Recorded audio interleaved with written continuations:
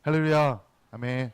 하나님께서 오늘도 우리와 함께 하시며 은혜를 부어주시고 축복해 주십니다. 아멘. 앞서 스바냐 1장에서부터 쭉 2장 3절까지는 유다 백성들이 우상을 섬기고 하나님을 외면하고 모이지 않고, 그래서 하나님의 심판이 임할 것이라는 스바냐의 경고에 대해서 말씀을 드렸습니다. 이어서 이 스바냐가 이스라엘 백성들, 유다 백성들뿐만 아니라 열방의 다른 나라들도 하나님의 심판이 임할 것이라는 말을 하고 있습니다. 오늘 본문이 주는 중요한 메시지는 하나님은 이스라엘만의 하나님, 유다 백성들만의 하나님이 아니라 모든 열방의 참 주인이시다, 모든 나라들의 주권자시다라는 것을 말해주고 있다는 겁니다.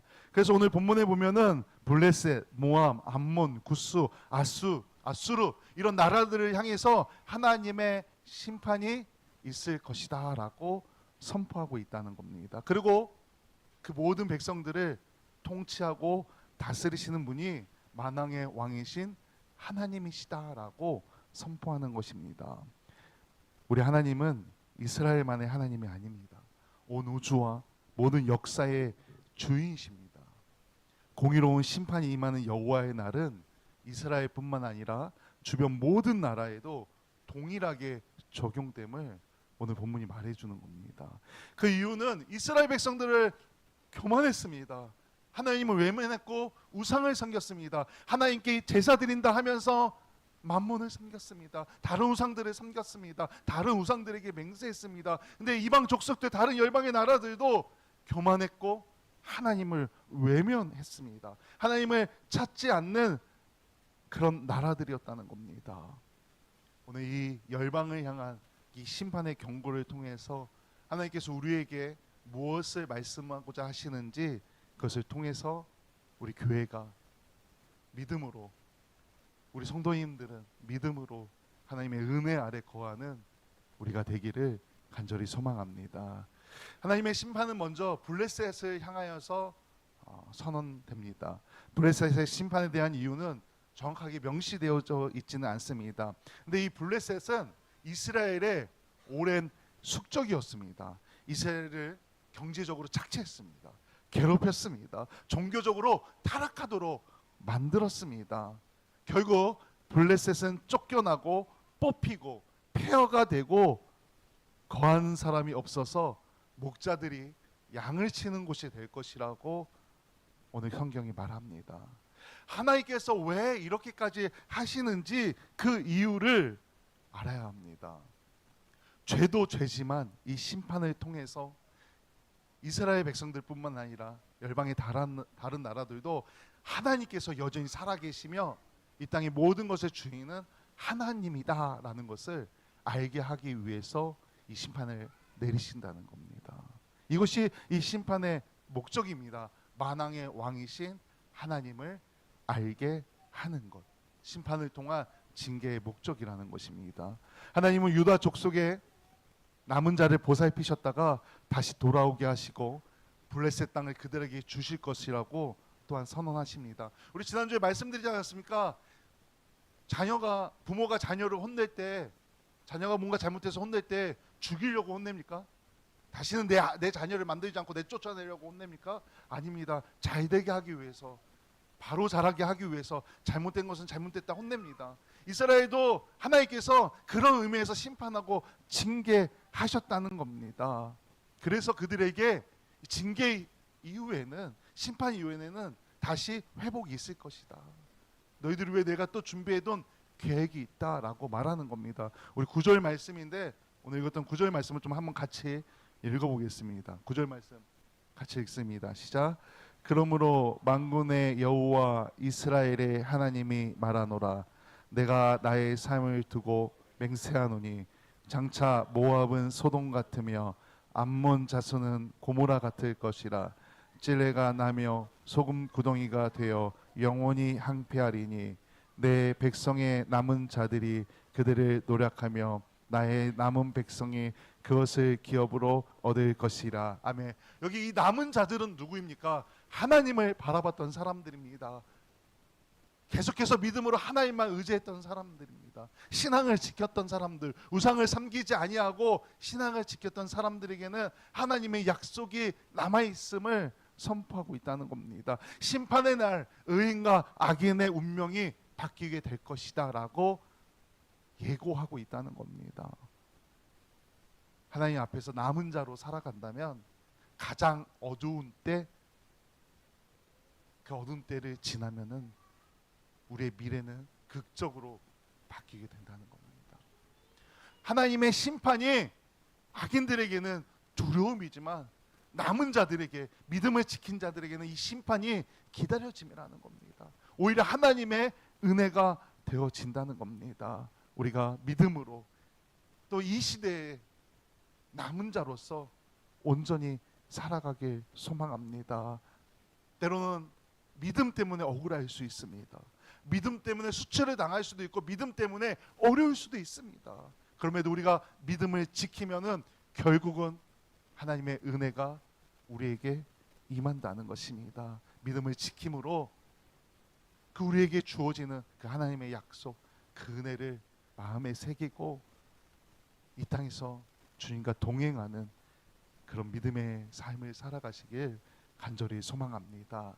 이어서 모압과 암몬을 향한 심판이 또한 예고됩니다. 요단강 건너편에 위치했던 두 나라는 이스라엘을 무시하고 비방하고 국경까지 침범합니다. 하나님은 그들의 교만 때문에 심판받을 것이라고 말씀하십니다. 불에 타서 사라진 소돔과 고모라의 운명처럼 될 거라고 말합니다. 거친 불로 우거지고 소금 구덩이가 되고 황폐하게 된다고 말합니다. 그것이 하나님의 심판이라는 겁니다. 이 사건을 통해 이 이방의 백성들이, 이 열방의 나라들이 섬기던 그 신들은 다 우상이고 헛된 것이다 라고 말하고 있는 겁니다. 교만의 결과는 반드시 패망이다 라는 것을 알려주고 있다는 것입니다. 또한 구스에 하나님의 심판이 선언됩니다. 구스는 애굽의 남쪽에 위치한 나라입니다. 애굽을 대신해서 구스가 언급된 이유는 구스가 당시에는 남쪽의 끝으로 여겨졌기 때문에 이 구스를 언급하고 있는 겁니다. 다시 말하면은 모든 지역에 대해서 하나님의 심판이 있을 것이라고 선고하고 있다는 겁니다. 또 동쪽의 아수르에 대해서도 심판합니다. 동서남부 모든 땅이 하나님의 심판이 임할 것이다. 죽임을 당하게 될 것이다. 그런 선포입니다. 하나님의 심판은 철저합니다. 하나님의 심판은 피할 수 없습니다. 하나님의 심판을 피할 수 있는 유일한 방법은 회개하고 돌아서는 것입니다. 하나님 앞으로 모이는 것입니다. 그래서 이스바냐도 앞에 1장에 보면은 모이라고, 제발 모이자고, 하나님 앞으로 모이자고 강력하게 권면하고 있습니다. 이 심판이 우리에게도 임할 것이고 열방에도 임할 것이라고 선포하고 있다는 겁니다. 하나님 앞에 모이길 소망합니다. 믿음을 지키시길 소망합니다. 남은 자가 되어서 약속이, 심판이 아니라 하나님의 예비하심이, 하나님의 약속이 우리의 것이 되기를 간절히 소망합니다. 당시 아수르는 대제국이었습니다. 지금으로 치면은 미국, 아주 큰 나라, 강대한 제국이었습니다. 이 아수르에도 하나님의 심판이 예고됩니다. 수도였던 니느웨는 하나님의 칼을 피하지 못할 것이라고 말합니다. 무너질 것이라고 말합니다. 망할 것이라고 말합니다. 내가 최고다. 최고였습니다. 아수르는. 내가 가장 강하다. 그렇게 으스대던 도시였고 나라였습니다. 근데 이제 그 자리가, 그곳이, 그 장소가 짐승들의 울음소리만 들리는 황폐한 곳이 될 것이라고 선포하고 있는 것입니다. 지나가는 사람마다 비웃고 손가락질하게 될 것이라고 오늘 성경은 그렇게 표현하고 있습니다. 아무리 강한 대제국이라 해도 만왕의 왕이신 여호와를 대적할 수는 없다는 것입니다. 우리는 지금 만몬이 지배하는 시대를 살고 있습니다. 돈이 권력인 세상을 살고 있습니다. 제가 가끔 친구들하고도 혹은 뭐 다른 분들하고 얘기하다가 비트코인 얘기가 나오면은 참 아쉽다라고 얘기합니다. 제가 비트코인이 1원에 1코인일 때 한 7만 코인이 있었습니다. 지금으로 따지면 한 3조 4조 정도 됩니다. 그때 필요한 게 있었으니까 그 해외 배송으로 그게 필요해서 그것을 샀으니까 그냥 다 써버린 건데, 제가 그걸 많이 갖고 있었으면 지금 다른 모습으로 살아가고 있을지도 모르겠습니까? 근데 만약 제게 그런 돈이 있었다면은 저도 아마 그 돈에 빠져서 돈을 권력 삼아 살아가고 있을지도 모릅니다. 돈이 세상을 지배합니다. 때론 돈이 사람을 움직입니다. 그것이 강력한 힘을 발휘하고 그것이 능력이 되는 사회를 우리가 살고 있습니다. 물론 다 그렇게 살아가고 있지 않습니다. 거기에 흔들리지 않는 분들도 많이 있습니다. 그럼에도 여전히 그것이 힘이 된다는 것은 분명합니다. 그래서 우리 예수님을 믿는 성도인 우리도 때로는 그것 때문에 흔들리고 그것 때문에 그 마음이 움직이고 우리의 삶이 변화될 때가 분명하게 있습니다. 그리고 때로는 그게 지금 많은 교회에도 이 만몬이 들어와서 교회를 부패하게 하고 때로는 그것이 돈이 교회를 움직이기도 합니다. 얼마나 그것 때문에 우리가 아픔을 겪고 실망하고 또 힘들게, 때로는 그것 때문에 우리의 신앙이 흔들리고 힘들기까지 합니다. 제가 지난주에도 말씀드리지 않았습니까? 성도는 하나님과 재물을 겸하여 섬길 수 없습니다. 스바냐의 시대나 지금 우리가 살고 있는 이 시대나 하나님의 주권은 변함이 없습니다. 지금 이 시대의 주인도 만왕의 왕이신 하나님이십니다. 그래서 우리는 성도로서 지금도 역사하시는 하나님을 바라봐야 합니다. 하나님만 의지해야 합니다. 세상에 마음을 두는 게 아니라 하나님께 마음을 두고 우리의 신앙을 지켜서 오늘 성경에서 말하는 남은 자가 되어야 합니다. 하나님의 약속을 받을, 하나님께서 우리를 남은 자를 향하여 예배해 두신 그 남은 자, 믿음으로 신앙을 지킨 그 주변 환경이 어떻든 그것을 거절하고 선을 긋고 신앙을 지킬 수 있는 남은 자, 온전한 성도가 되어야 합니다. 열방을 향한 하나님의 심판은 교만으로부터 시작된 겁니다. 교만함. 우리는 겸손해져야 합니다. 교만의 대가는 멸망입니다. 멸망. 마지막 날에 하나님의 심판을 피할 곳은 어디에도 없습니다.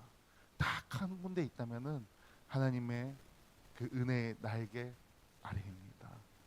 그 은혜의 날개 아래 들어가기 위해서는 남은 자, 믿음을 끝까지 지킨 사람이 되어야 합니다. 믿음으로 주님과 그 길을 걸어가길 소망합니다. 때론 그게 좀 힘들고 어려울 수도 있습니다.